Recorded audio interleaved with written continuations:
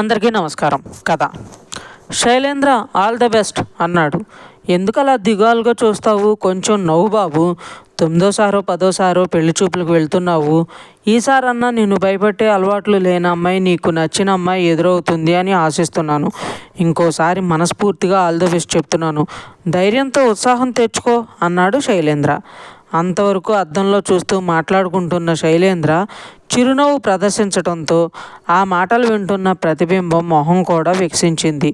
అది ఇలా నవ్వుమోహంతో ఉంటే ఆ అమ్మాయికి తప్పకుండా నచ్చేస్తాను అనుకున్నాడు శైలేంద్ర.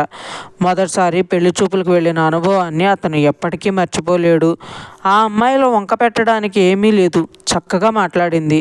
5 నిమిషాలు మాట్లాడాక నా గది ఒకసారి చూడండి అని ఆహ్వానించింది. ఫస్ట్ ఇంప్రెషన్ బాగుంటేనే ఆ క్యాండిడేట్ నా గది చూపిస్తాను అని చెప్పింది ఆ అమ్మాయి. ఐఐటిలో ప్రవేశానికి స్క్రీనింగ్ టెస్ట్, ఆ తర్వాత అడ్వాన్స్డ్ పరీక్ష నిర్వహిస్తున్న లెవెల్లో క్యాండిడేట్ అన్న పదప్రయోగం విని గతుక్కుమన్నాడు శైలేంద్ర. ఈ అమ్మాయి దృష్టిలో తను ఒక క్యాండిడేటా? గిరుక్కును వెనక్కి తిరిగి వెళ్ళిపోదాం అనుకున్నాడు. కానీ మొహమాటపడ్డాడు. మొదటి పెళ్లి చూపుల్ని అర్ధాంతరంగా ముగించటం ఎందుకు అనుకున్నాడు. శైలేంద్ర అక్కడ కూర్చుండగానే ఆ అమ్మాయి ఒక చిన్న బల్లని అతను కుర్చీ ముందుకి జరిపింది. మీ హైటు 5'10" అన్నారు కదా, అది నచ్చింది. ఇప్పుడు మీ పాదం సైజు చూద్దాం. ఆ బల్ల పైన కాలు పెట్టండి.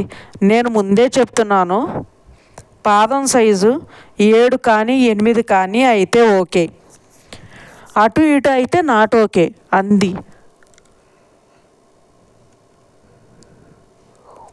శైలేంద్ర బల్లవంక అప్పుడు చూశాడు. చెప్పుల షాపులో లాగా బల్ల మీద పాదం సైజులు చూసించే స్కేలు ఉంది. కుడికాలే పెట్టాలన్న రూల్ ఉందా, లేకపోతే ఎడంకాలైనా పర్వాలేదా అని శైలేంద్ర అడిగాడు. మీరు బాగా సరదాగా మాట్లాడుతున్నారు, అది నాకు బాగా నచ్చింది అంది ఆ అమ్మాయి కిలకిలా నవ్వుతూ.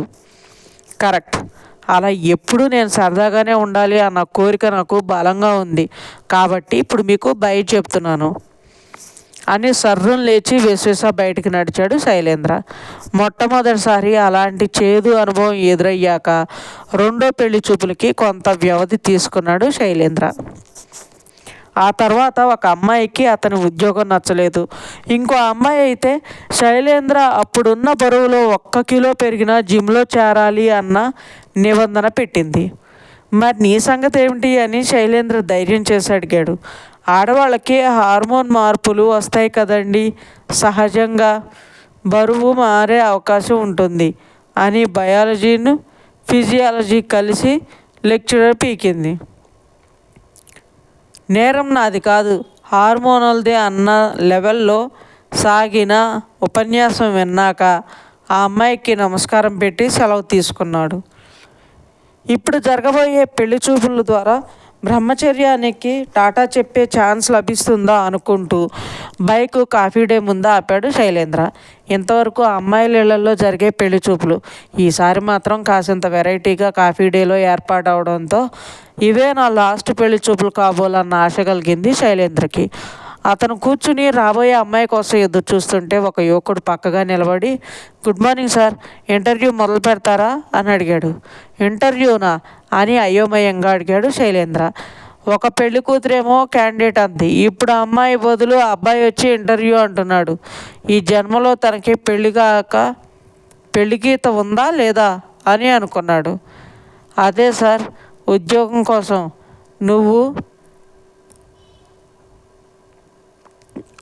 కోసం నన్ను ఇంటర్వ్యూకి పిలిచారు కదా. అవును, మీరు మ్యాక్సిసాఫ్ట్ కంపెనీ సీఈఓనే కదా అడిగాడు ఆ యువకుడు. కాదు అన్నాడు శైలేంద్ర. సారీ, చాలా టిప్ టాప్గా ఉంటే మీరు సీఈఓ అనుకున్నా అని ఆ యువకుడు అనగానే కాస్త ఓవర్గా తయారై వచ్చానా అనుకుని శైలేంద్ర సిగ్గుపడ్డాడు. ఒక అమ్మాయి కలవాలి, పెళ్లి చూపులు అని గొనిగాడు శైలేంద్ర. పెళ్లి చూపులా? జాగ్రత్త అండి బాబు, జాగ్రత్త. ఒక భగ్న వివాహితుడిగా చనువు తీసుకుని సలహా ఇస్తున్నాను. టీవీ సీరియల్స్ మక్కువ చూపేవారికి, క్రికెట్ అంటే ప్రాణం పెట్టేవారికి, ఎప్పుడూ స్మార్ట్ ఫోను చేతిలో ఉంచుకుని సోషల్ మీడియాతో కాలక్షేపం చేసేవారికి దూరంగా ఉండటం క్షేమదాయకం. గుర్తుంచుకోండి. నేను ఫస్ట్ నైట్ గదిలోకి వెళ్ళగానే మా ఆవిడ ఏడుస్తూ కనబడింది. నాతో పెళ్ళి ఆ అమ్మాయికి ఇష్టం లేదా అనుకుంటూ ఏమైంది అని అడిగాను. వెక్కుతూ 3 వేళ్ళు చూపిస్తూ మా ఆవిడికి అన్న మాటలు 3 నెలల్లాగా వినబడ్డాయి. పృథ్వీ, రాహుల్, శంకర్ ముగ్గురు మోసం చేశారండి అని ఏడుస్తూనే చెప్పింది. నా బుర్ర గిర్రం తిరిగింది. అంటే ముగ్గురు బాయ్ ఫ్రెండ్స్ పెళ్ళికి ముందే చాలా గ్రంథం నడిచింది కాబోలు అని అనుకున్నాను. తీరా చూస్తే మా ఆవిడ అప్పుడు ఇండియా వెస్టిండీస్ టెస్ట్ మ్యాచ్ చూస్తున్నది. రాహుల్, పృథ్వీ షా, విజయశంకర్ ముగ్గురు కేర్లెస్గా ఆడి 3 వెలలేని వికెట్లు పోగొట్టారు అని బాధపడుతుందని కాసేపటి తర్వాత తెలిసాక నా మతి పోయింది. తెల్లవారుజామున 3 వరకు వస్తున్న లైవ్ టెలికాస్ట్ మా ఆవిడ చూస్తుంటే నేను నోట్లో వేలు వేసుకుని కూర్చున్నాను.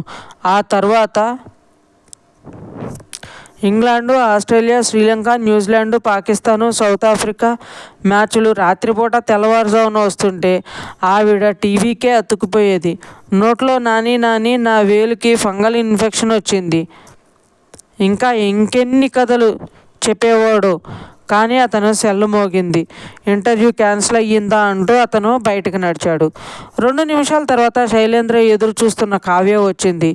మీకు క్రికెట్ అంటే ఇష్టమా అని శైలేంద్ర అడిగిన మొదటి ప్రశ్న అది. లేదండి, మా అక్కకి చాలా ఇష్టం. ప్రతి మ్యాచ్ తప్పకుండా పూర్తిగా చూస్తుంది. నాకైతే పుస్తకాలు చదవటం ఇష్టం అని కావ్య చెప్పింది. టీవీ సీరియల్స్, ఫేస్బుక్, వాట్సాప్ అని భగ్న వివాహితుడిని సలహా పాటిస్తూ అడిగాడు శైలేంద్ర. నో, టీవీ ఎక్కువ చూసినా, స్మార్ట్ ఫోన్ చూస్తూ ఎక్కువ సమయం గడిపినా కళ్ళు దెబ్బతింటాయి కదా. మా చెల్లి ఫేస్బుక్లో చాలా యాక్టివ్. నేనైతే ఎంచక్కా పుస్తకాలు చదవటానికి ఇష్టపడతాను. కావ్య ఎదురుగా ఉన్న మెను అందుకుంటూ చెప్పింది. నీకు పుస్తకాలు ఎందుకు ఇష్టం? మెనూ కార్డు పూర్తిగా చదివాక సమాధానం ఇచ్చింది కావ్య. ఎందుకు ఇష్టం అంటే చెప్తాను. ఇప్పుడు నేను చదువుతున్న పుస్తకంలో ఒక మాట ఉంది. మనకేం తెలియదో స్పష్టంగా తెలిస్తే కానీ మనకేం తెలుసో సరిగ్గా తెలియదు కదా. చాలా బాగుంది కదూ అన్నది. శైలేంద్ర ఇంప్రెస్ అయ్యాడు. అవును, మనకేం వద్దో స్పష్టంగా తెలిస్తే మనకేం కావాలో సరిగ్గా తెలుస్తుంది. టీవీలో క్రికెట్లో చూసి అమ్మాయిలు వద్దు అని తెలిసాక ఇలాంటి వాళ్ళు కావాలో తెలిసింది అని అనుకున్నాడు. అతనికి కావ్య బాగా నచ్చింది. నాకు పుస్తకాలు చదవటం అంతగా అలవాట్లేదు అన్నాడు శైలేంద్ర. అయితే నాకు ఇష్టం లేదని కావ్య అంటుందా అన్న ఆతృతతో ఊపిరి బిగబట్టాడు. కావ్య మొహం వెలిగింది. అలాంటి వారి కోసమే నేను ఎదురు చూస్తున్నాను. భార్యాభర్తలు ఇద్దరికీ చదవటం ఉంటే మక్కువ అనుకోండి. ఒకటే పుస్తకం కోసం నేను ముందు చదువుతానంటే నేను ముందు అని పోట్లాడుకుంటారు. ఇప్పుడు చూడండి, కాంపిటీషన్ ఉండదు. కొత్త పుస్తకం రాగానే నేనే ఎంచక్కగా ముందు చదువుతాను. మీరు ఎంచక్క టీవీ చూస్తారు, లేకపోతే పాటలు వింటారు కదా అనే ఉత్సాహంగా చెప్పింది. మీరు నాకు చాలా బాగా నచ్చారు అన్నాడు శైలేంద్ర. మర్చిపోయాను, నా పూర్తి పేరు చెప్పలేదు. క్రితం నెల ఒక సంబంధం దాదాపుగా కుదిరింది. ఎంగేజ్మెంట్ గురించి కూడా మాటలు వచ్చాయి. నా పూర్తి పేరు కావ్యాంబ అని తెలిసాక వాళ్ళు నో అన్నారు అని చెప్పింది. అదేమిటి, ఆ పేరు చాలా బాగుంది కదా అని శైలేంద్ర ఆశ్చర్యంగా అడిగాడు. ఆ అబ్బాయికి 2 అక్షరాల పేరున్న వధువు అయితేనే న్యూమరాలజీ ప్రకారం కలిసి వస్తుందట. 3 అక్షరాలు ఉంటే ముప్పట అని చెప్పాడు. అలా అయితే కావ్య, అంబ అన్నవి 4 అక్షరాలు కదా అని పాయింట్ తీశాడు మా నాన్న. 4 అయితే అతని ఫ్యూచర్ నలుగుతుందట, 5 అయితే అప్పులట, 6 అయితే ఆరిపోతాడట అని చెప్పింది. శైలేంద్రకి అలాంటి న్యూమరాలజీ పట్టింపు లేకపోవడంతో 2 నెలల తర్వాత వాళ్ళ పెళ్లి జరిగింది. మొదటి రాత్రి పాల గ్లాస్ తీసుకుని కావ్య గదిలోకి వచ్చింది. శైలేంద్ర పాల గ్లాస్ అందుకుని పక్కన పెట్టాడు. కావ్య ఇంకో చేతిలో పుస్తకం ఉందని అప్పుడు గమనించాడు. హాయిగా గడపాల్సిన ఈ రాత్రి మన మధ్యలో ఈ పుస్తకం ఏమిటి కావ్య అన్నాడు శైలేంద్ర లాలనగా. ఆమె చేతిలో ఉన్న పుస్తకాన్ని లాగబోయాడు. కావ్య వదల్లేదు. ప్లీజ్ అండి, ఇంకో 109 పేజీలే ఉన్నాయి. చాలా సస్పెన్స్గా ఉంది. త్వరగా చదివేస్తాను. ఈలోగా మీరు అక్కడున్న సీట్లు ఉన్నాయి కదా, వాటి పని చూడండి. ఆమె మంచం మీద కూర్చొని చదవసాగింది కావ్య. శైలేంద్రకు బాగా కోపం వచ్చింది. కావ్య నో నో అంటున్నా నో వినిపించుకోకుండా బలవంతాన పుస్తకాన్ని తీసుకున్నాడు. కావ్యకు అందకుండా ఎక్కడ ఉంచాలని ఆలోచిస్తూ ఎత్తుగా ఉన్న వెంటిలేటర్ బెస్ట్ అని తోచింది. 4 సార్లు ప్రయత్నించి పైకి ఎగిరి విసిరాక చివరికి ఆ పుస్తకాన్ని వెంటిలేటర్ పైన విసిరేశాడు. ఎగరటంలో కాలు బెనికింది కానీ పుస్తకం కావ్యకు అందదు అనుకుంటూ అటు తిరిగిన శైలేంద్రకి నివ్వెరపోయాడు. కావ్య విలాసంగా దిండు కానుకొని పుస్తకం చదువుతున్నది. అనుమానంగా వెంటిలేటర్ వంక చూశాడు శైలేంద్ర. పుస్తకం అక్కడే ఉంది. కావ్య, వాట్ ఈస్ దిస్ అన్నాడు. కావ్య తల ఎత్తి చిరునవ్వు నవ్వి, ఎందుకైనా మంచిదని పరుపు కింద ఇంకో కాపీ దాచాను అని చెప్పి తిరిగి చదవటంలో నిమగ్నమైంది. కుంటుతూ వెళ్ళి మంచం ఎక్కాడు శైలేంద్ర. కానీ కాఫీ డేలో కలిసిన భగ్న వివాహితుడిని గుర్తు తెచ్చుకున్నాడు. అతనికి గంటన్నర తర్వాత కావ్య పుస్తకాన్ని పక్కన పెట్టాక, మనం కాఫీ డేలో కలిసిన రోజు కొన్ని నిమిషాల ముందు ఒక అతను నాతో మాట్లాడాడు. మొదటి రాత్రి నాడు ఆయన భార్య క్రికెట్ మ్యాచ్ చూస్తూ గడిపిందట. ఇప్పుడేమో నువ్వు పుస్తకం అని కావ్యకి అతన్ని గురించి చెప్పాడు. కావ్య గమ్మత్తుగా నవ్వి, అవును, ఆయన మా బావ, అక్క భర్త అని చెప్పింది. శైలేంద్ర అవాక్కయ్యి, అంటే అంటే టీవీలు, క్రికెట్ మ్యాచ్లు, సోషల్ మీడియాలు చూసే అమ్మాయిలతో జాగ్రత్త అని ఊదరగొట్టాడు మీ బావ. వాటికన్నా పుస్తకాలు చదవటంలో అస్సలు డేంజర్ లేదు అన్న అభిప్రాయం పరోక్షంగా కలిగించాడు. అదంతా పెద్ద ప్లాన్ కదా. ప్లాన్ కాదు, కుట్ర. అలా ఎంతో తెలివిగా నడిపిన నాటకం వల్ల ఇట్టే తమ పెళ్లి జరిగింది కాబోలు. ఆ నాటకం ఆడాడు కాబట్టి ఆయన పెళ్లిలో కనబడలేదా? ఆవేశంగా అడిగాడు శైలేంద్ర. లేదు, మిమ్మల్ని కలిసిన మర్నాడే క్లయింట్ దగ్గరకు అమెరికా వెళ్ళాడు. బావ వచ్చే వారం వస్తాడు అని కావ్య చెప్పింది. మీ అక్క నిజంగానే అంత పిచ్చిగా క్రికెట్ చూస్తుందా అని అడిగాడు శైలేంద్ర. సుతారంగా మూతి తిప్పి, మీరు అలా ఉత్తిత్తి మాటలతోనే కాలక్షేపం చేస్తారని తెలుసుంటే ఇంకో బుక్ తెచ్చుకునేదాన్ని అని అంది. శైలేంద్ర కోపం, ఆవేశం, ఆగ్రహం అయోమయమయ్యాయి. కోరిక, మోహం, వయస్తాపం చెలరేగాయి. నెలలు గడిచాయి. ఏడాది అయింది. రేపు మన వెడ్డింగ్ యానివర్సరీ. రేపు ఒక్క రాత్రి బెడ్రూమ్లో నీ చేతిలో పుస్తకం లేకుండా చూడాలనుంది కావ్య అని అన్నాడు శైలేంద్ర. సరే, రేపే కాదు, ఇంకొన్ని రోజులు నేను పుస్తకం ముట్టను. అయితే ఒక కండిషన్ అంది కావ్య ముసిముసిగా నవ్వుతూ. ఏమిటా కండిషను? నాకు మీరు ఓ సాయం చెయ్యాలి. మా చెల్లికి ఏ సంబంధం కుదరటం లేదని తెలుసు కదా. రేపు దానికి పెళ్లి చూపులు. మనకి అచ్చొచ్చిన కాఫీ డేలోనే అక్కడ ముందుగా మీరు ఆ పెళ్లి కొడుకును కలిసి అంటూ ఉండగానే టక్కున కావ్య మాటలకు అడ్డు తగిలాడు శైలేంద్ర. ఇక చెప్పకు, నాకు అర్థమైంది.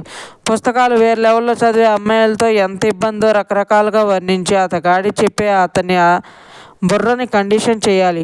దానికన్నా మీ చెల్లెల అలవాట్లు ఎంతో నయం కదా అని తెలుసు అనుకునేలా చేయాలి. అలా వాళ్ళ పెళ్లి జరిగేలా చేయాలి. అంతే కదా అన్నాడు శైలేంద్ర. అబ్సల్యూట్లీ కరెక్ట్ అంటూ మురిపేంగా అతనికి దగ్గరయింది కావ్య. శుభం. ఫ్రెండ్స్, మీకు ఈ స్టోరీ నచ్చినట్లయితే లైక్ చేయండి, సబ్స్క్రైబ్ చేయండి. ఇంతలా ఆదరిస్తున్నందుకు థ్యాంక్ యూ.